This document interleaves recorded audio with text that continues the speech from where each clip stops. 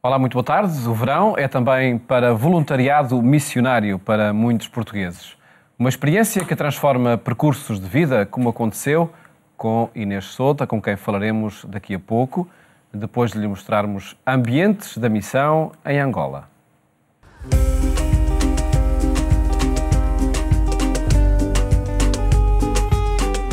Uma escola infantil, um centro de formação profissional e a resposta a um problema social que é crescente nestes bairros. Consultas de otometria e aquisição de óculos a preço simbólico. 3 projetos da Cáritas Arquidiocesana de Luanda que marcam a ação de uma organização por onde passam muitas respostas sociais numa região com necessidades múltiplas. A longa extensão de bairros em torno da cidade de Luanda, os parcos recursos de cada família e o ambiente em que vivem reclama respostas sociais permanentes. Primeiro, as que se dirigem a situações de emergência. Depois, aquelas que ajudam à transformação das situações, desde logo pela formação pessoal e profissional dos cidadãos.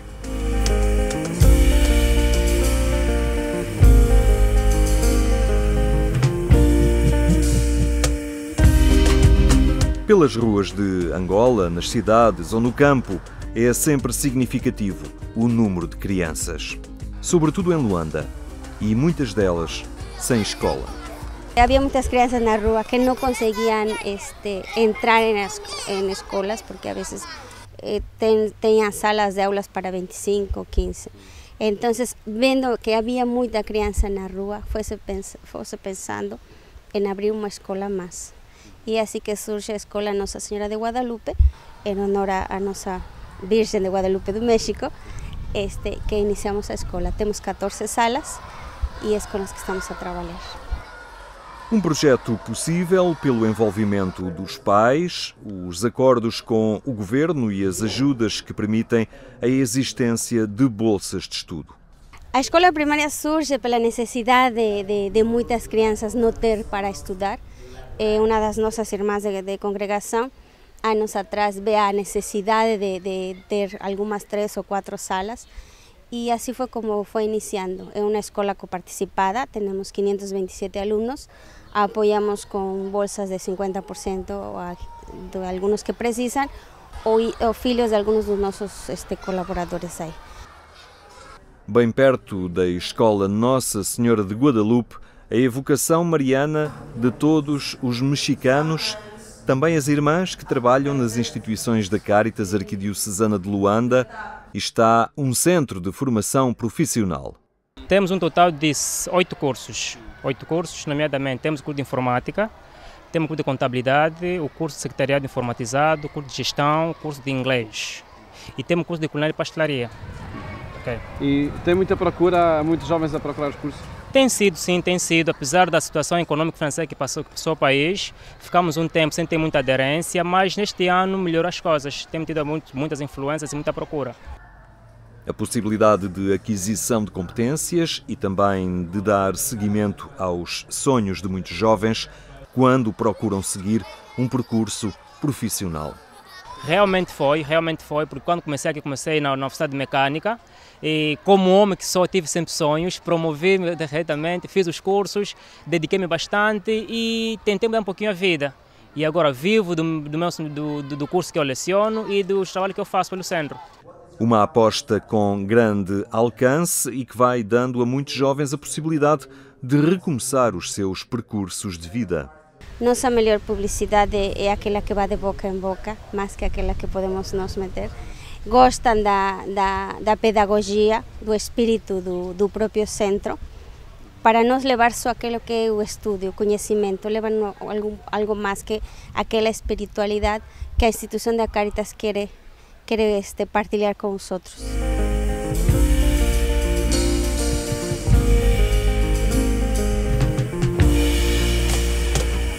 A 26 km do centro de Luanda está uma paróquia onde existe um centro da Cáritas, onde é possível ter consultas de otometria e adquirir óculos a preços reduzidos. um programa da Caritas de Angola para responder a uma necessidade crescente neste território, como o comprova a afluência em cada dia a este centro.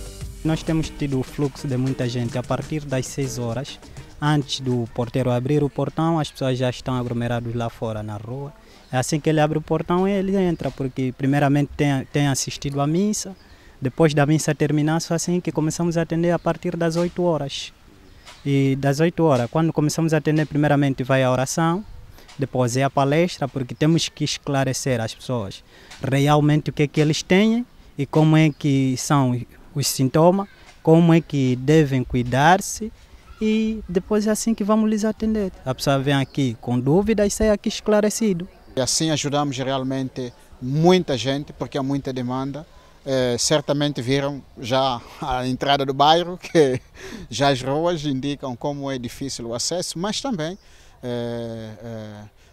as dificuldades visuais que nós tentamos, portanto, ajudar. Como é capital do país, parecia que não, mas constatamos que de fato a demanda é maior e cada dia nós prestamos esses serviços e há sempre presença de um mínimo 30, 40 pessoas por dia.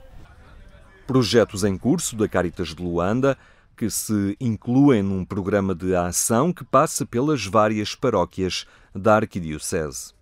Son 34 parroquias divididas en 6 vigararias y nós estamos a trabalhar o proyecto da Vision for Life, Visão por la Vida, y estamos a implementar el proyecto das cocinas comunitarias en 6 paróquias, uma de cada vigararia. Programas sociais que não respondem apenas a emergências, mas apostam sobretudo na formação, na transformação das realidades, tendo em vista a capacitação das pessoas e das comunidades. Antigamente, pela guerra, era situação de emergência, dava-se alimento à pessoa. Agora tratamos de resgatar a dignidade da pessoa, valorar a sua dignidade como ser humano e formarle para o futuro, não só a depender de sempre receber. Temos pessoas que têm a capacidade e têm força para empreender um pequeno negócio e é aí onde nós tratamos de canalizar aquelas ajudas que nós temos. Alguns projetos dentro e outros fora, mas é mais essa situação. Ajudar-les a aprender a pescar, não dar o peixe como antigamente se dava. O nosso objetivo é o desenvolvimento humano integral. Portanto, queremos redinamizar a pastoral social da Arquidiocese de Luanda para encontrarmos respostas justamente para ajudarmos as pessoas a saírem desta pobreza. Objetivos da Caritas Arquidiocesana de Luanda e de todos os organismos que se incluem no setor da pastoral social. Uma aposta que se tenta levar por diante quando o país está a sair de uma crise que deixou famílias e populações na pobreza.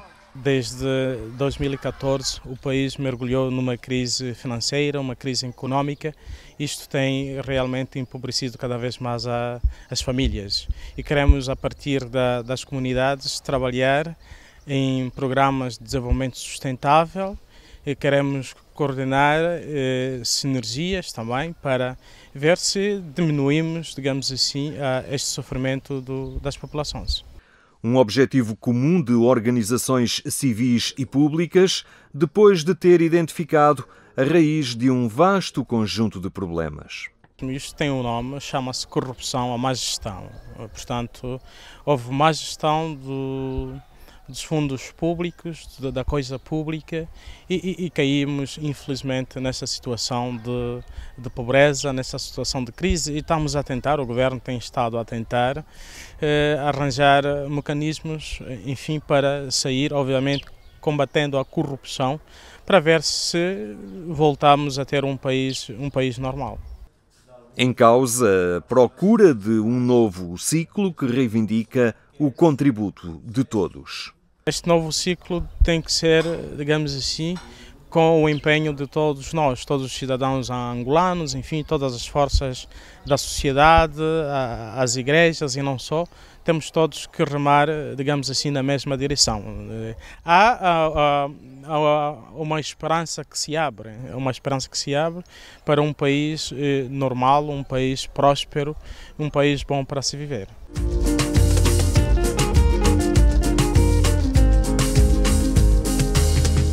Um objetivo partilhado por muitos num país onde são grandes as desigualdades sociais. O ambiente que se vive na Baía de Luanda corresponde a uma área muito reduzida comparada com a imensidão do território angolano, porque nesse perdura a pobreza extrema, combatida por programas de ajuda de emergência e por aqueles que querem capacitar os angolanos para a construção de um país melhor.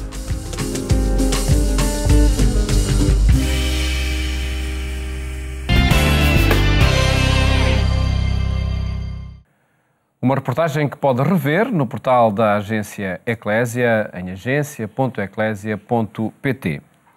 Falamos agora com Inês Souta, da Associação Sol Sem Fronteiras, sobre a sua experiência de voluntariado missionário. Muito boa tarde. Olá, boa Obrigado, tarde. Inês, por estar neste programa.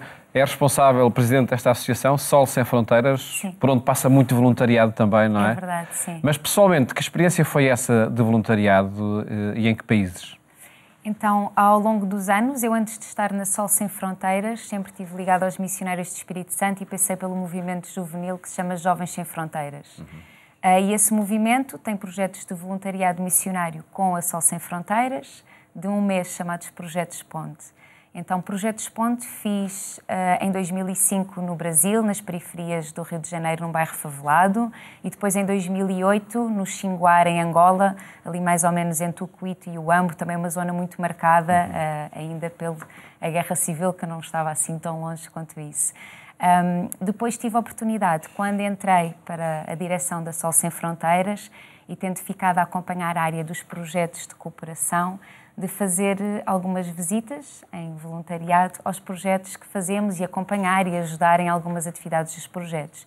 E, portanto, aí já diversas vezes passei pela Guiné-Bissau, várias regiões da Guiné-Bissau, e a última experiência que tive é muito recente, em que estive acompanhando lá, sempre projetos também os projetos, de voluntariado missionário e não só, acompanhando os não é? projetos de cooperação. A maior parte dos nossos parceiros são sempre missionários no terreno e, portanto, são projetos de... Recorda-nos essas experiências das pontes, não é? Nos Jovens Sem Fronteiras, sempre grupos de alguma forma expressivos, não é? Que participam nesses projetos. Que motivação leva os jovens a deixar um mês de férias aqui entre nós e partir para países de missão?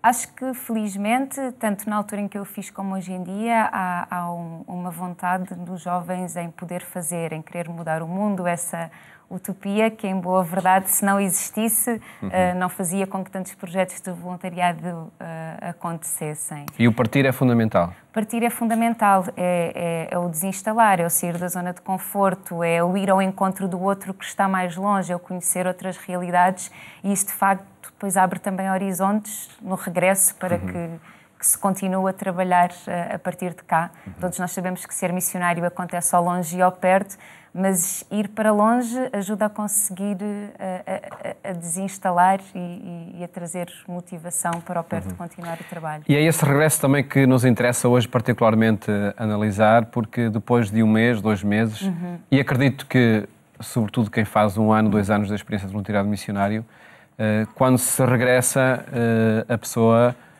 cada voluntário está completamente diferente. A reinserção, na experiência que vai tendo, como é que acontece?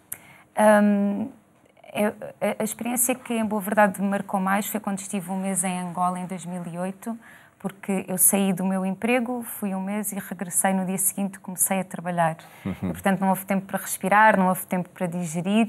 Há relações e há laços que se criam com as pessoas que conhecemos nas missões e com o grupo que parte connosco. Há quase que fazer um luto, aquela ideia que provavelmente não vamos ver as pessoas de novo. E depois digerir todas as realidades que encontramos que são diferentes daquela que vivemos no dia-a-dia. E isto nos jovens, que também nós acompanhamos na Sol Sem Fronteiras, sentimos muito. as vivências são muito fortes, encontram-se outras realidades e, portanto, no regresso, o voltar a instalar no dia, viver no nosso conforto, em que tudo é fácil, em que há eletricidade, em que há água, em que as escolas funcionam bem, em que é um bocadinho difícil. Mas aparentemente o regressar a esse mundo deveria ser mais fácil. É mais fácil para quem não tem coração. A nível de conforto, sim, mas é difícil saber que há irmãos que sofrem em outras partes. E são essas assimetrias sociais, as diferenças que pesam quando se está longe, no caso dessas experiências de missão. Sim, e que felizmente depois levam à ação e que fazem com que haja vontade de poder ajudar, mesmo que à distância, de poder construir um mundo com dignidade humana e, portanto, é isso que depois faz com que organizações como a Sol Sem Fronteiras possam insistir, que lutam para que estas desigualdades diminuam, para que haja uma maior justiça e estas experiências de missão, o ver, o estar com o próximo, ajudam a que a seguir venha a ação, mesmo ao longe e mesmo no conforto da nossa casa. E como é que foi o contacto com amigos, com colegas de trabalho, depois dessa experiência de missão? É sempre muito positivo, porque, em boa verdade, esta experiência de missão é sempre feita a título pessoal, mas há sempre um conjunto de familiares e amigos que vão connosco, que ficam a seguir à distância, que depois têm interesse em saber mais, que querem conhecer, que ficam também marcados e que, apesar de não terem feito a experiência de voluntariado, acabam por partilhá-la também. E no regresso têm muitas perguntas, querem saber muita coisa, querem saber às vezes também como ajudar, como podem eles próprios fazer voluntariado. E, portanto, há um mundo de pessoas que não parte com o voluntário, mas que, em boa verdade, faz esse caminho também, quer na ida, quer no retorno. A experiência agora na Sol Sem Fronteiras, onde é presidente desta associação, não é? Sim. Disse há pouco que há projetos de cooperação que desenvolve. Qual é a parte humana de todos esses projetos, a componente humana de tudo isso? Acredito que a existência de voluntários, a existência de cooperantes na realização desses projetos seja o principal fator diferenciador de todos eles, não é? Sim. Todos os nossos projetos, de uma forma geral, são na área da educação e o melhor dos nossos projetos são, sem dúvida alguma, as pessoas. Quer sejam os beneficiários finais que vão, de facto, ter a vida mudada pelo projeto, pela implementação do projeto, quer seja pelos parceiros no terreno. De uma forma geral, a Sol Sem Fronteiras tem escritório em Lisboa e quem implementa os projetos no terreno acabam por ser os missionários e missionárias que lá estão. Missionários espiritanos. E não só. Não só? Não só. A associação está ligada aos missionários espiritanos? Sim, mas fazemos projetos não só com os missionários espiritanos, também com a Congregação de Santa Teresinha de Menino Jesus, temos agora um projeto a decorrer na Guiné-Bissau e até com associações locais que trabalhem nesses países. Mas, portanto, os implementadores dos projetos, os nossos parceiros missionários, são também pessoas que nos dão grandes lições de vidas e depois nós próprios temos voluntários que partem para poder acompanhar estes projetos mais de próximo e ajudar a que eles aconteçam. A sua realização conta sempre com essa participação dos voluntários missionários para que enfim, sejam executados? Queremos que assim seja, porque é uma diferença grande em termos de qualidade de implementação, em termos de proximidade com as pessoas, em termos de garantir que as coisas acontecem no tempo certo e na altura certa, porque os missionários, em boa verdade, são, primeiramente, missionários, padres e irmãs, que têm toda a sua componente pastoral, que é prioritária. Isto é uma full-time lá, não é? Exatamente. Portanto, estamos agora a apoiar uma escola, a construir uma escola, depois tem que estar a gerir as equipas de construção, a ver faturas, a falar com os professores. Então, havendo um voluntário no terreno, ajuda a facilitar para que os tempos sejam certos, ajuda a fazer a ponte também com a equipa missionária e para o voluntário é uma experiência riquíssima porque tem atividades muito concretas a desenvolver e geralmente quando regressa tem algo palpável que fez e que viu e que construiu. E que ajudou também a mudar a sua própria personalidade, não é? Sim. Falamos sobre voluntariado missionário num ano missionário. O setor juvenil é cada vez mais determinante para redinamizar o espírito missionário em Portugal? Eu acho que sim, nem há outra forma. O setor juvenil tem que ser vida e força para a missão. Também nestes projetos que podem ser de curta ou longa duração? Nestes projetos que podem ser de curta ou longa duração, porque um projeto que tenha uma semana ou um mês, mesmo de curta duração, em boa verdade, o que me parece, e das experiências que eu tive, o relevante não é o que o voluntário faz durante esse mês, porque as atividades no tempo vão se esquecer. É, de facto, o contacto com as pessoas, o poder estar com elas, as relações que se criam.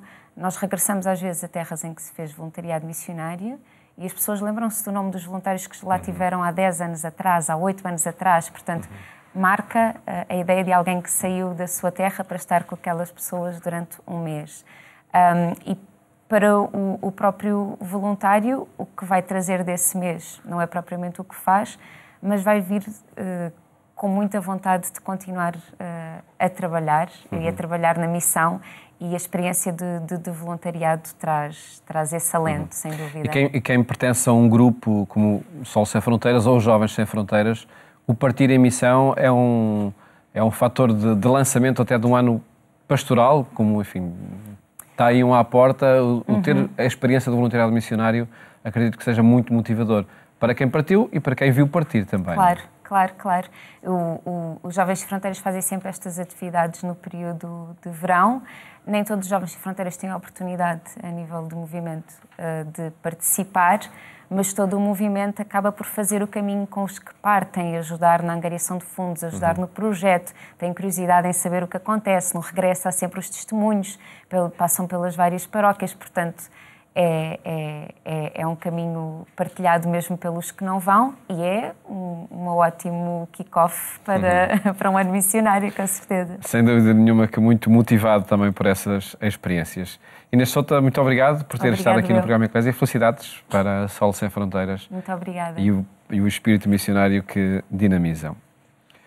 Mais logo, siga-nos na rádio, na Antena 1, quando forem 22h45. Votos de uma ótima tarde, boas férias, se for o caso, e até amanhã, se Deus quiser.